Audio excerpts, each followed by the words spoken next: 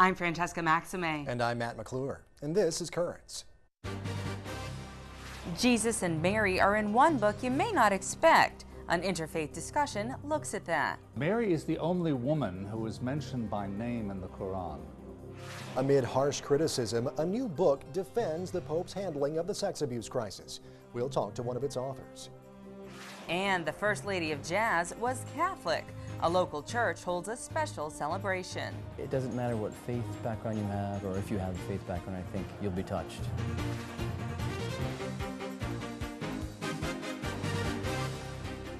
Well, good evening, and thank you so much for joining us.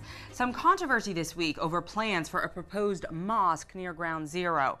Officials are speaking out about remarks made by a national leader in the Tea Party movement. Among other things, Mark Williams of Tea Party Express called the planned mosque and cultural center a monument to the 9/11 terrorists. A spokesman for Mayor Bloomberg called the statements appalling. And now, while these comments have generated some controversy, elsewhere people are looking to get a better understanding of Islam. And one place where they recently had an opportunity to do just that was Immaculate Conception Parish in Astoria, Queens.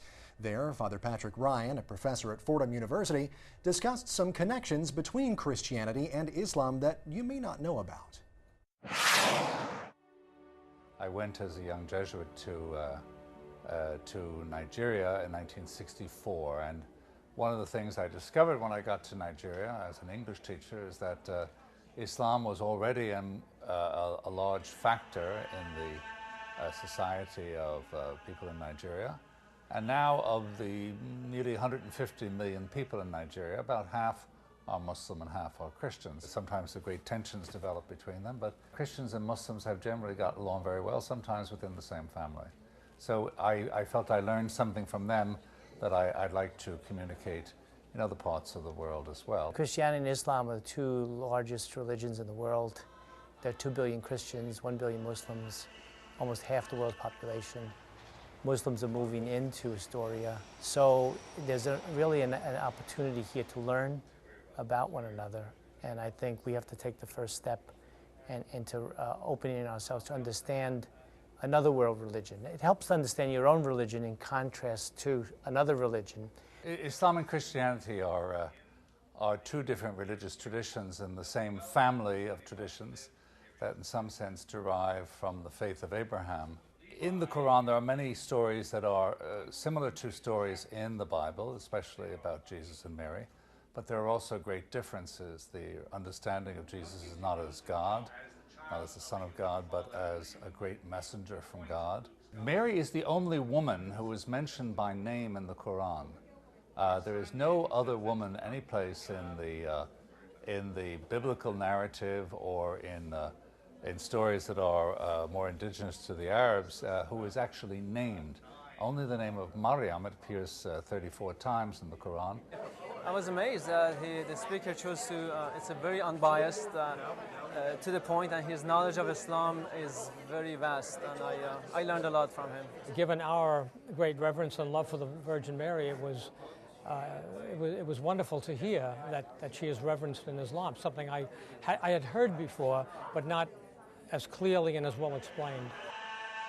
And when people say, well, are the Muslims learning about us? And I can't answer that. I'm hoping they are, but I can't answer that. All that we can answer is, from our point of view, we're kind of like secure enough in our own faith that learning about another faith is not disturbing to us, you know. Just as we in New York have to understand the distinctness of Judaism from Christianity, we also have to understand the distinctness of Islam from either Judaism or Christianity, and to understand in what way it's the same and in what way it's different. It's by opening our minds up to the varieties of faith in our neighborhoods that we can learn to live together with understanding and peace.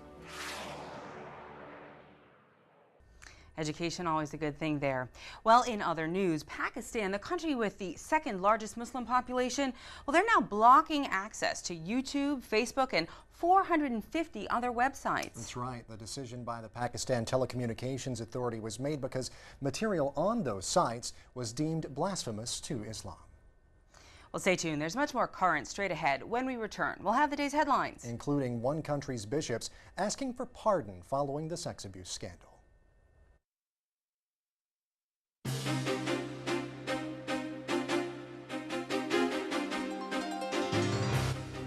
Welcome back to Currents. I'm Francesca Maxime. And I'm Matt McClure. Coming up later, a jazz legend and her remarkable contribution to the church.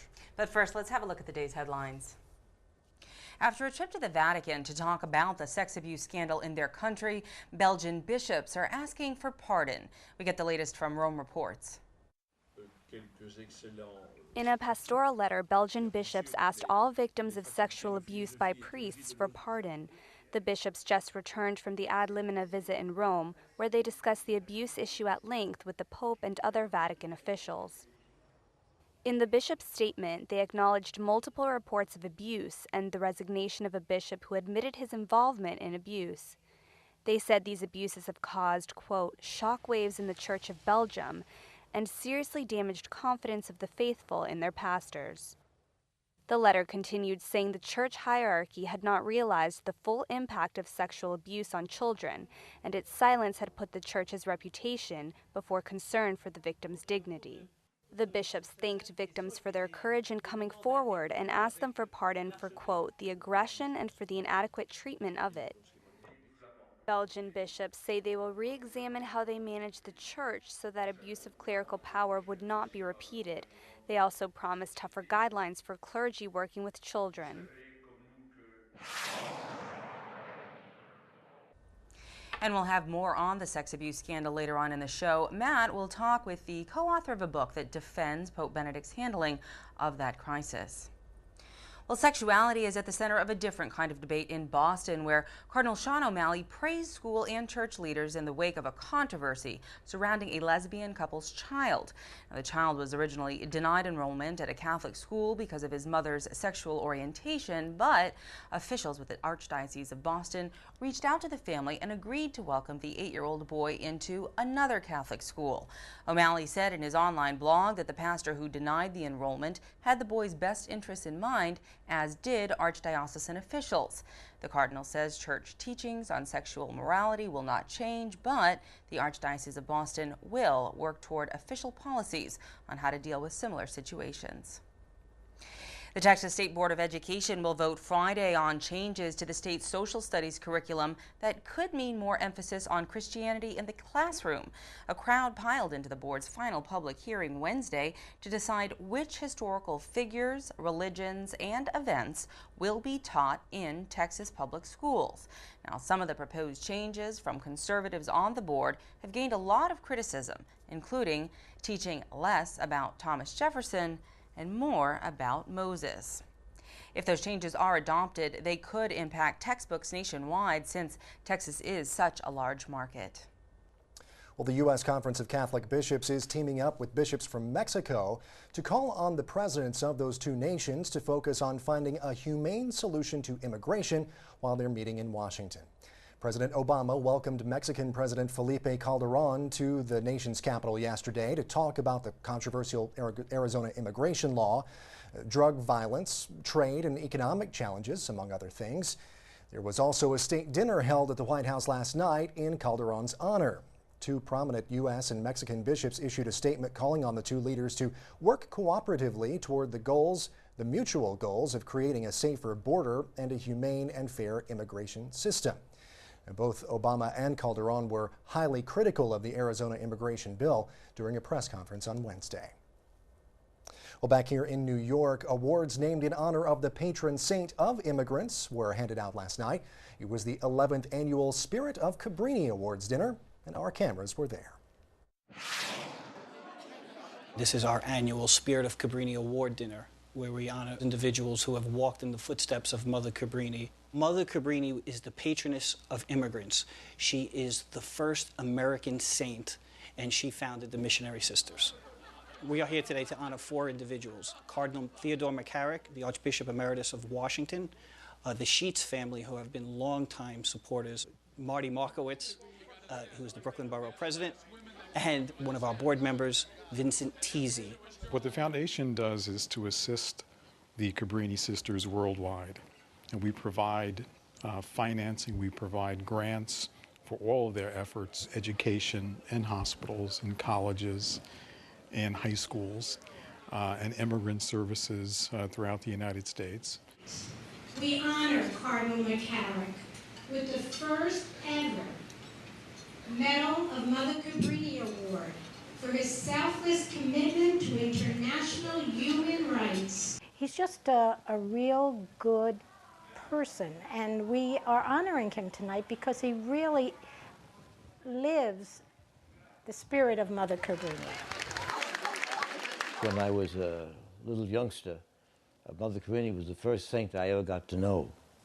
My mother would bring me up to the novenas up at the shrine where her body was, and I would go up there as a youngster and got to know something about the works that she had done.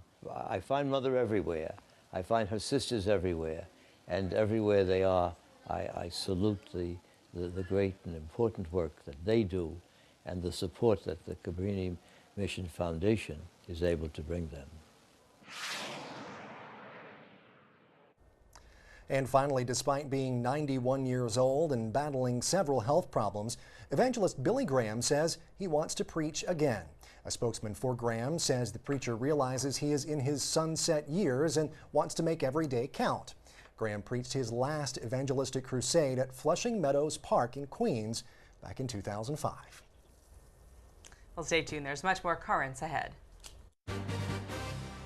Just ahead, in defense of the Pope, a couple of authors have words of support for Benedict's handling of the sex abuse scandal.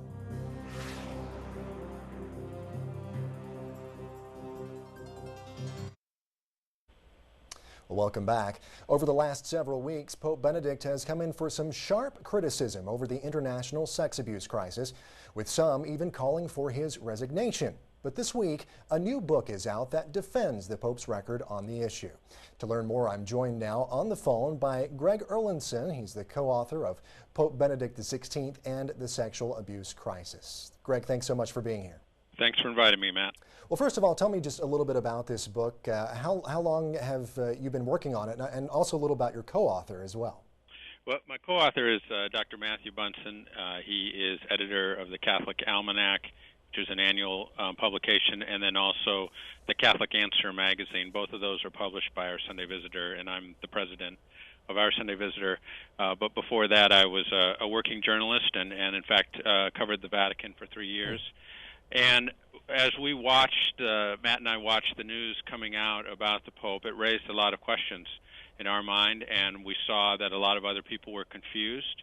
And we wanted to explore what was going on, what was the whole story or the truth behind the story.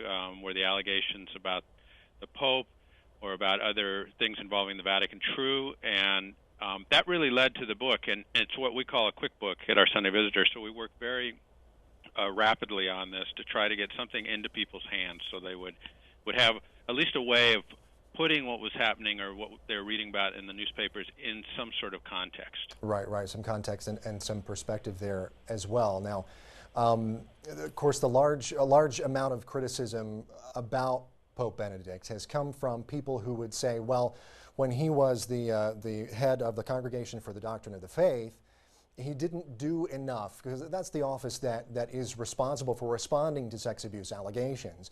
And they would say, well, he didn't do enough when he was in that position, and has, I guess, continued that trend today as Pope of just not doing enough. How does the book address those concerns?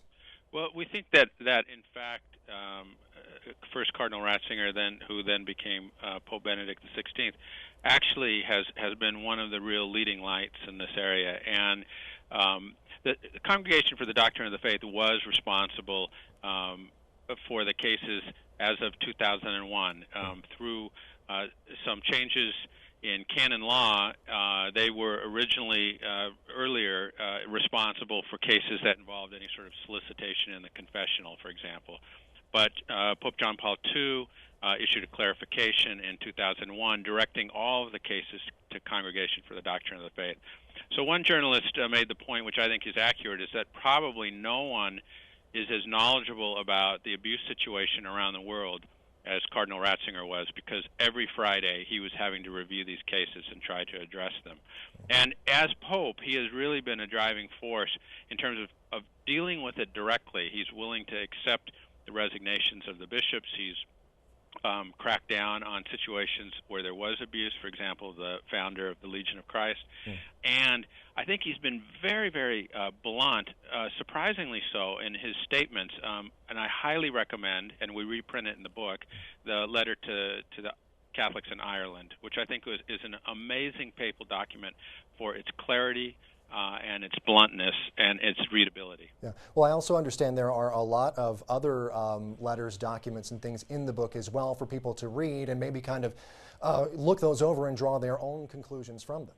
Absolutely. That was one of our intentions, is that so much wasn't being heard, or it came out 2 years ago, so people have forgotten it. One of the purposes of the book is that we want to remind people what they always knew. For example, so many changes have taken place in the church in this country in the last 8 years, but when you read some of the recent coverage, you think nothing has changed in the last 8 years. And we need to be reminded how much has been accomplished. Likewise, the Pope has been speaking out frequently on this matter. He was eloquent when he came to the United States in 2008, but to read some of the coverage, you'd think that he hasn't really been saying anything at all. He really has quite a track record there. Right. And, you know, a lot of people have been saying, a lot of the other criticism as well, just as we kind of wrap things up here, has been, you know, regarding priests being allowed to say, well, you know, we'll continue in service, rather, or not be laicized, not be removed from the priesthood after allegations or even, you know, a confirmation of abuse comes up. Well, you know, the Vatican said just last week, I believe, that they're not necessarily, the Vatican at its highest levels is not necessarily responsible for what happens on a local diocesan level as well. What's your response to that? Well, you know, I would agree with that. I think also we have to remember that these are legal procedures. Within the church has its own laws, just as the government, you know, civil government does. And one of the things that's so frustrating is there has to be investigations, and then these investigations have to be forwarded to the appropriate authorities for judgment. And I think some of the frustration is that there are necessarily delays there, but they are trying to do what they can to speed things up, and particularly to give the local bishop enough authority to deal directly with the issue at hand. All right. Well, Greg Erlandson, thank you so much for your time today, sir. We really appreciate it. Thank you, Matt. Well, the book is Pope Benedict XVI and the Sexual Abuse Crisis. It's available through Our Sunday Visitor Publishing. It's also available at Catholic and major bookstores as well. Stay with us. There's much more Currents still to come. When we return, a spiritual celebration of a pioneering jazz artist. Mary Lou's Mass, I mean, it's a perfect work to perform in a church, and I hope to do more of that.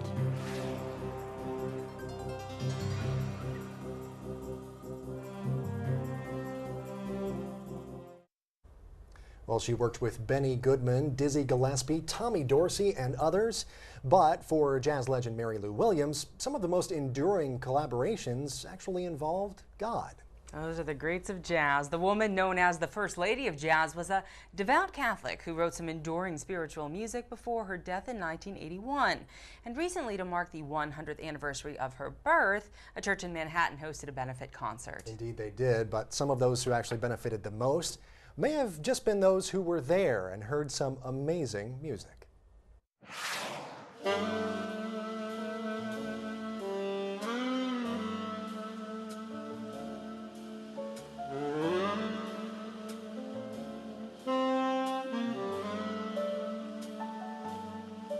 Tonight, what's going to happen is, I think, two big things. First off, we're celebrating what would have been the 100th birthday of Mary Lou Williams. I like to call her the First Lady of Jazz. And the second thing is, this is a benefit for the Xavier Mission, which is the outreach mission for the Church of St. Francis Xavier here in New York City.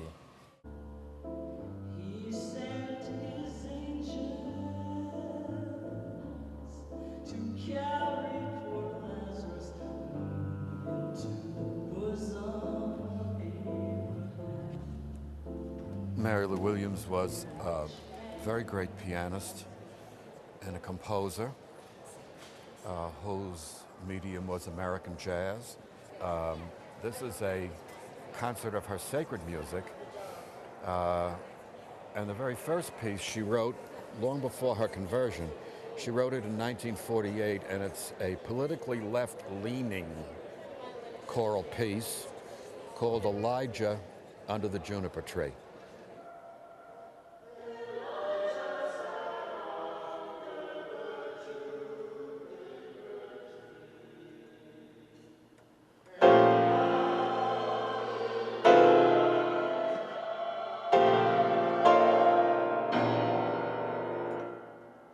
Jazz emerged from the suffering of the American black slaves.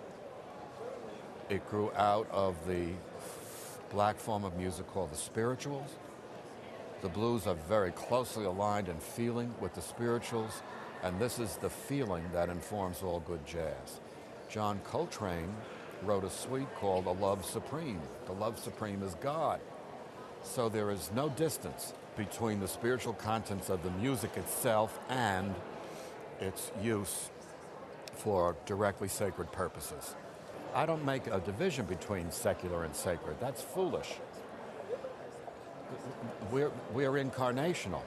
God is here, in living.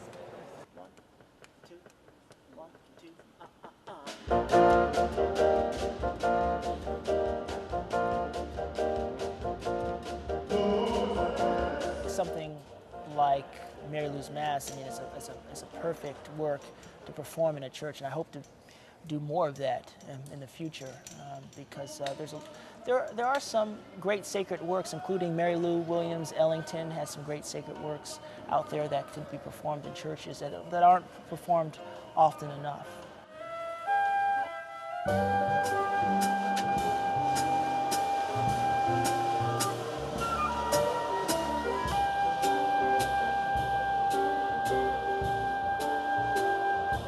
It doesn't matter what faith background you have, or if you have a faith background, I think you'll be touched. I think it's a universal thing.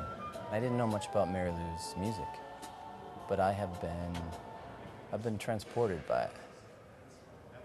It's an awesome experience.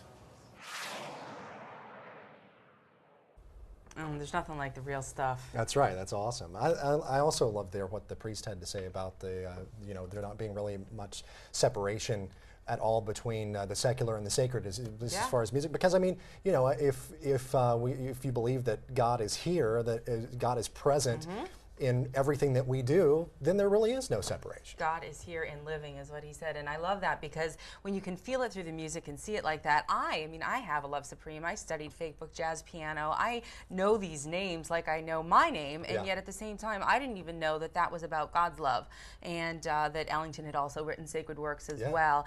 And I think that the way that they can really be creative and put their passion into it and also be fueled by their faith, obviously, it has to be part of what's inspiring them to write such amazing pieces, is just really nice, and that they can enjoy it and also celebrate her and her struggles and what jazz music represents. What a great thing. And making beautiful music in the process, and I mean, it's a great thing to go in. And I thought about this as we were watching it. I was like, I bet Francesca's having flashbacks to the jazz mass right now. Yeah, Church of the Ascension. You're so right. Church. I mentioned that Church of the Ascension, their Martini Mass and jazz mass and Martini Night. Yeah. They do that once a month, and jazz mass every Sunday at 6 up there on the Upper West Side or East Side? Well, West Side, I believe. Yes. Okay. Well, that is it for tonight. Coming up tomorrow, immigration is a hot topic right now. Well, we head into the deep with Bishop DiMarzio to talk about what's happening in Arizona and around the rest of the country. That is coming up, but in the meantime, remember, you can always catch us online, currentsny.net. Also, you need to check out our Facebook page as well. Until next time, I'm Matt McClure. And I'm Francesca Maxime. Thanks so much for joining us, and listen to some jazz, maybe. Have a great night.